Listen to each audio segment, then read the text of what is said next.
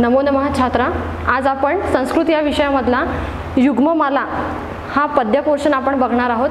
तर सगळ्यात आधी आपण बघूया की युग्ममाला ही पेपरच्या अनुसार आपल्याला कशासाठी म्हणून करायची आहे। तर पेपरसाठी म्हणून तुम्हाला युग्ममाला जी आहे ती फक्त कंठस्थीकरणांसाठी करायची आहे आणि सोबतच जे पद्यम पठित्वा उत्तरेण लिखित हा जो क्वेश्चन येतो त्याच्यासाठी सुद्धा म्हणून तुम्हाला हा पोर्शन करायचा आहे। तर आता आपण सुरुवात करूया युग्ममाला। युग्ममाला म्हणजे काय, तर जोडीने येणारे शब्द। जोडीने येणारे शब्द म्हणजे काय, ज्या शब्दांमुळे एखाद्या वाक्याचं सौंदर्य वाढतं किंवा त्या शब्दांमुळे ते वाक्य अतिशय सोपी तऱ्हेने किंवा सूचकतेने आपल्याला समजत असेल। युग्ममाला म्हणजे जोड शब्द हे आपण बघितलेलंच आहे। तर सोबतच त्याचं आपण थोडं इंट्रोडक्शन बघूया। संस्कृत साहित्य शब्दयुग्मानी प्रसिद्धानी तथा, म्हणजे संस्कृत साहित्यामध्ये जे काही शब्दयुग्म आलेले आहे हे खूप जास्ती प्रसिद्ध आहे। फॉर एक्झाम्पल जसं जर आपण घेतलं तर यदा आणि तदा म्हणजे जेव्हा तेव्हा, ठीक आहे। सोबतच दुसरं एक्झाम्पल आपण जर घेतलं तर यावत किंवा तावत। याचा अर्थ काय होतो, जोपर्यंत किंवा तोपर्यंत। याच्याशी रिलेटेड आपण एक म्हण बघूया, यथा राजा तथा प्रजा। यथा राजा तथा प्रजा म्हणजे काय, जसा राजा तशी प्रथा। म्हणजे याच्यावरून तुम्हाला लक्षात आलेलं असेल की जोड शब्द म्हणजे काय, तर त्या शब्दांनी एखाद्या सेंटेन्सचं सौंदर्य वाढत असेल किंवा त्याचा उपयोग किंवा त्याच्यामध्ये येणारे व्हॅल्यूज जर वाढत असेल तर ते जोड शब्द संस्कृतमध्ये वापरले जातात। तर आता आपण पोयमकडे बघूया। फर्स्ट श्लोक आहे, यथा चतुर्भिः कनकं परीक्ष्यते निर्घर्षण छेदन तापताडने तथा चतुर्भिः पुरुषः परीक्ष्यते श्रुतेन शीलेन गुणेन कर्मणः।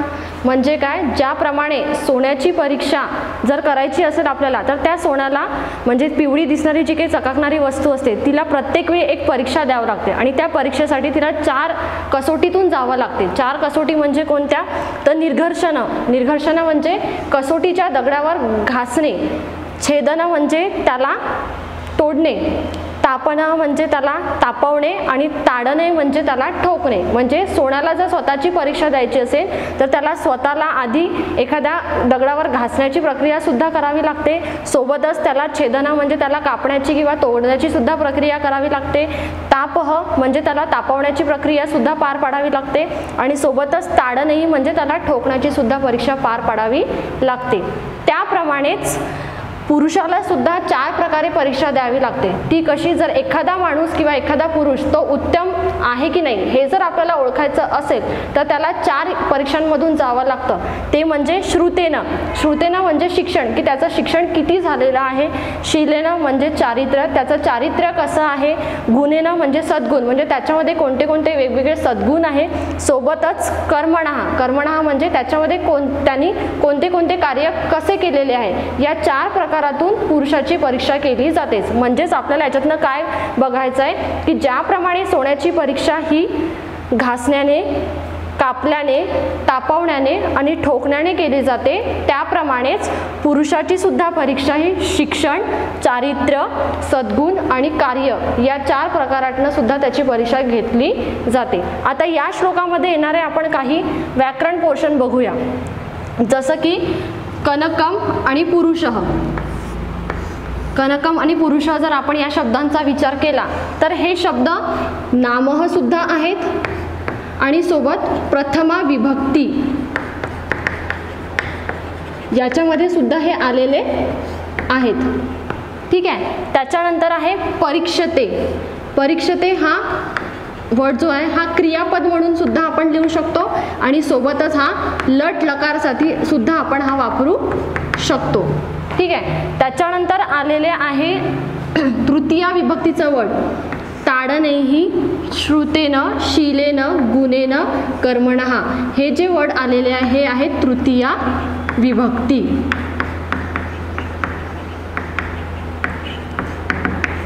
म्हणजे या एका श्लोकमध्ये तुमचा एवढं ग्रामर पोर्शन कव्हर झालेला आहे, तो म्हणजे कनकम आणि पुरुषः हे नाऊन आहे, म्हणजे नाम आहे, जे की प्रथमा विभक्तीमध्ये पण आलेले आहेत. त्याच्यानंतर परीक्षते जो वर्ड आलेला आहे तो 2 वेळा रिपीट झालेला आहे. त्याला तुम्ही क्रियापदमध्ये सुद्धा लिहू शकता किंवा लट लकारमध्ये सुद्धा लिहू शकता. त्याच्यानंतर 5 वर्ड आलेले आहेत, ताडनैहि, श्रुतेन, शीलेन, गुणेन, कर्मणा. हे 5ही वर्ड तुम्ही तृतीया विभक्तीमध्ये सुद्धा लिहू शकता.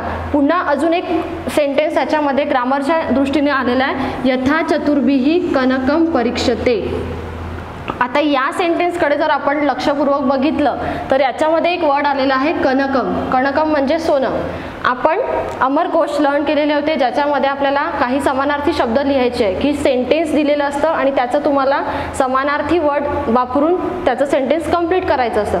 जर आपण हे सेंटेन्स ॲज अ क्वेश्चन घेतलं, यथा चतुर्भिः कनकम परीक्षते, आणि तुम्हाला आन्सर लिहायचं आहे, अमरकोश योजित्वा समानार्थकम शब्दम चित्वा लिखित. तर तुम्हाला आता याचा आन्सर कसं लिहाल, यथा चतुर्भिः कनकम. कनकमच्या जागेवर तुम्ही इथे सुवर्णः हा सुद्धा वर्ड वापरू शकता आणि या सेंटेन्सचं तुमचं आन्सर इथे कंप्लीट होणार आहे. याच्यानंतर आपण बघूया श्लोक नंबर 2.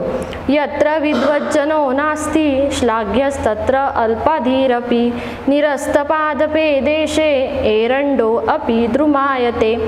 म्हणजेच काय, ज्या ठिकाणी विद्वान माणूस नसतो म्हणजे एखादा सामान्य बुद्धीचा जर माणूस त्या ठिकाणी अवेलेबल असेल आणि उत्तम बुद्धीने असणारा माणूस जर तिथे नसेल, तर तिथे तो सामान्य माणूस असणारा जो व्यक्ती आहे तो सुद्धा प्रशंसनीय ठरला जातो. सामान्य म्हणजे खूप त्याला जास्त गोष्टीचं नॉलेज नाही आहे असं जर व्यक्ती काही एखाद्या ग्रुपमध्ये अवेलेबल असेल तर तो तिथे खूप जास्ती हुशार समजला जातो. त्याचं एक्झाम्पल दिलेलं आहे, निरस्त पादपे देशे एरंडो अपि द्रुमायते. म्हणजे ज्या भागांमध्ये वृक्षांचा अभाव असतो त्या भागामध्ये जर एरंड हे झाड आपल्याला दिसत असेल तर तिथे लोक त्या एरंडीच्या झाडाला वृक्ष समजतात. आता वृक्ष आणि झाड याच्यामधला फरक काय, वृक्ष म्हणजे जे मोठे असतात, फॉर एक्झाम्पल पिंपळाचं वृक्ष असतं, वडाचं वृक्ष असतं, आणि एरंडीचं जर आपण झाड घेतलं तर ते छोटंसं झुडूप किंवा छोटंसं झाड असतं, त्याला आपण वृक्ष ही परिव्याख्या देऊ शकत नाही. म्हणून इथे असं म्हटलेलं आहे की ज्या ठिकाणी विद्वान नाही आहे पण सामान्य बुद्धीचा माणूस जर आलेला असेल तर तो त्या ठिकाणी प्रशंसनीय ठरतो. त्याच प्रकारे एखाद्या भागामध्ये जर वृक्षांचा अभाव असेल आणि तिथे एक छोटंसं एरंडाचं झाड जरी निघालेलं असेल तरी तिथे त्याला ती वृक्षाची परिभाषा मिळालेली असते. आता याच्यामध्ये आलेले काही वर्ड्स आहेत, विद्वज्जन. याला जर आपण ॲज अ ग्रामर किंवा संधीमध्ये घेतलं तर त्याचा वर्ड होतो विद्वज्जनः प्लस न. त्याच्यानंतर आहे श्लाघ्यस्तत्र अल्पाधीरपि. त्याची संधी केली तर काय होते, श्लाघ्यः तत्रः अल्पधीः प्लस अपि. सोबतच आहे एरंडो अपि म्हणजे एरंडः प्लस अपि. ही झाली या शब्दांची संधी. आता याच्यामध्ये आलेले काही नाम आणि नाम सुद्धा आहेत, म्हणजेच विद्वज्जनः, त्याच्यानंतर श्लाघ्यः, अल्पधीः आणि एरंड. म्हणजे हा विद्वज्जनः, श्लाघ्यः, अल्पधीः आणि एरंड हे वर्ड्स तुम्ही नाममध्ये प्रथमा विभक्तीसाठी सुद्धा लिहू शकता. ठीक आहे. आणि त्याच्यानंतर सप्तमी विभक्तीला आलेले वर्ड्स आहे निरस्त, पादपे आणि देशे हे आहे सप्तमी विभक्ती. आणि लट लकारमध्ये आलेले वर्ड आहे नास्ती आणि द्रुमायते, हे जे आहे हे लट लकाराचे वर्ड आहे. ठीक आहे. त्याच्यानंतरचा श्लोक बघूया. तावत् भयादि भेतव्यम यावत् भयनामगतम आगतम तू भयम वीक्ष नरः कुर्यात यथोचितम.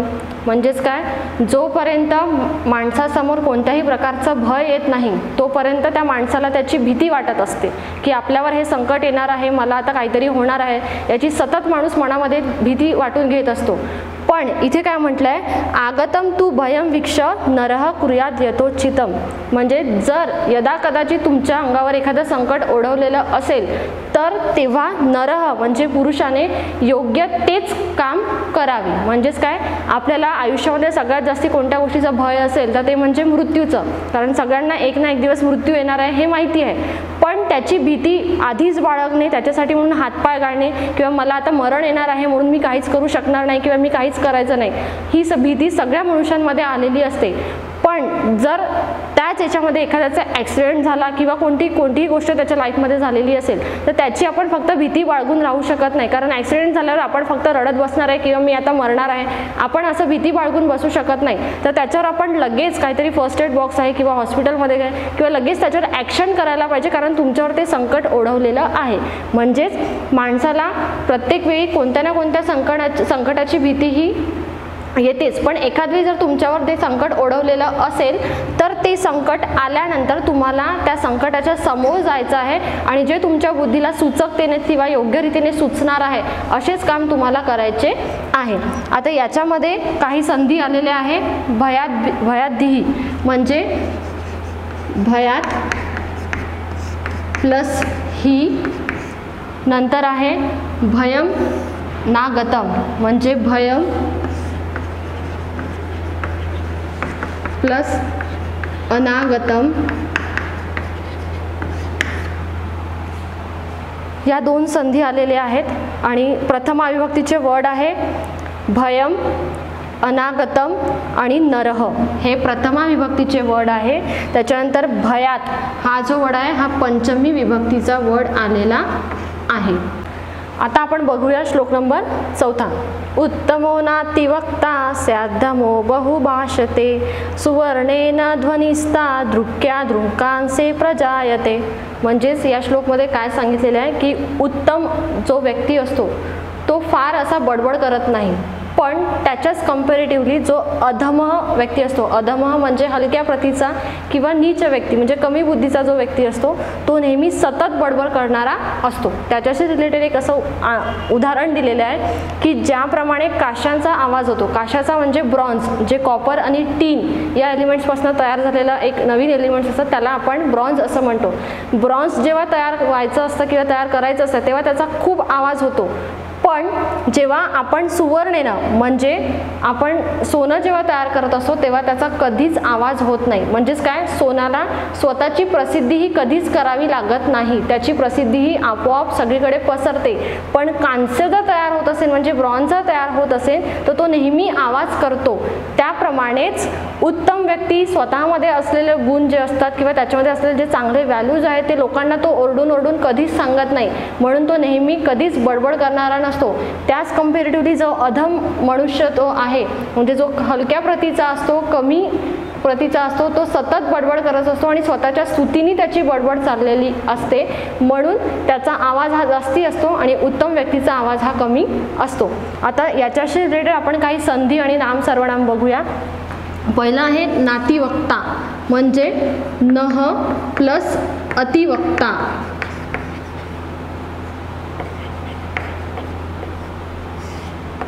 नंतर आहे स्याद्धमो म्हणजे स्यात् प्लस अधमः.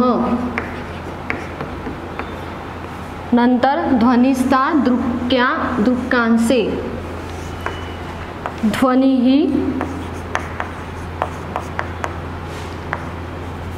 प्लस तादृक् यादृक् कांस्य, हे आहे याची संधी. आता याच्यामध्ये आलेले काही प्रथमा विभक्तीचे शब्द आहे ते आहे उत्तमः, उत्तमः, त्याच्यानंतर अतिवक्ता, अधमः, बहु, भाषते आणि ध्वनी, हे प्रथमा विभक्तीचे प्रत्यय आहे. तर सप्तमीमध्ये आलेले जे आहे ते सुवर्णे आणि कांसे हे सप्तमी विभक्तीचे वर्ड आहेत.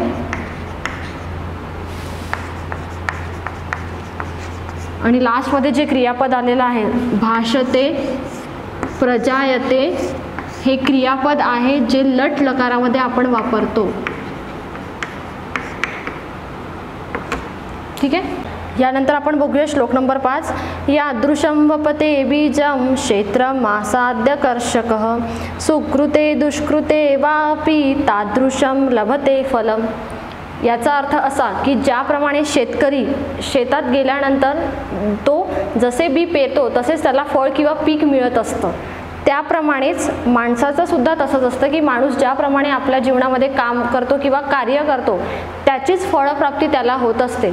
इथे शेतकऱ्याचं एक्झाम्पल घेतलेलं आहे. म्हणजे जर शेतकरी शेतात गेल्यानंतर जर तो बियाणं जे काही रोवतो शेतामध्ये ते जर खराब असेल तर त्याला त्याच्यापासून मिळणारं पीक किंवा जे काही फळ आहे ते सुद्धा त्याला खराबच मिळत असते, ते कधीच चांगलं नसते. त्याप्रमाणेच माणूस आपल्या जीवनामध्ये जे काही कर्म करत असतो तो जर चांगले कर्म करणार असेल तर त्याची फळप्राप्ती त्याला ही चांगल्यानेच मिळत असते. तो जर वाईट कर्म करणार असेल तर त्याची फळप्राप्ती त्याला वाईटानेच मिळत असते.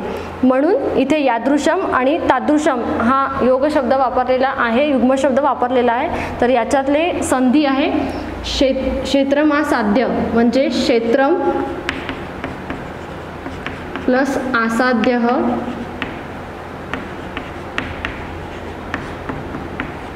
नंतर आहे वा अपि म्हणजे वाहा प्लस अपि. काही प्रथमा विभक्तीचे वर्ड आलेले आहे ते म्हणजे बीज, क्षेत्रम, कर्षकः हे जे वर्ड्स आहे, फलम हे प्रथमा विभक्तीचे वर्ड्स आहे.